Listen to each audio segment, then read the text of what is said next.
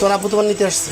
যাবো হ্যাঁ? যাবো না যাবে না কেন? তোমার এই বাড়িতে তোমার রাখাও যাচ্ছে না, কারণ তোর বয়স হয়নি। হিসেবে থাকলাম হ্যাঁ? মেয়ে হিসেবে থাকলাম। অবুঝ বয়স নাকি ইন্টারনেটের অন্ধ প্রভাব? মাত্র 13 বছরের এক স্কুল পড়ুয়া কিশোরীর বিয়ের দাবিতে অনশনে বসেছেন তার 17 বছর বয়সী প্রেমিকার বাড়িতে। কৈশোরের গণ্ডি না পেরোতেই বই খাতা ছেড়ে বিয়ের এমন জেদ নিয়ে পুরো এলাকা জুড়ে তীব্র তোলপাড় চলছে। শেষ পর্যন্ত কি ঘটলো? ঘটনার অনুসন্ধানে জানা যায়, অষ্টম শ্রেণীর ওই কিশোরীর সাথে কিছুদিন আগে ফেসবুকে পরিচয় হয় পার্শ্ববর্তী এলাকার এক 17 বছরের কিশোরের।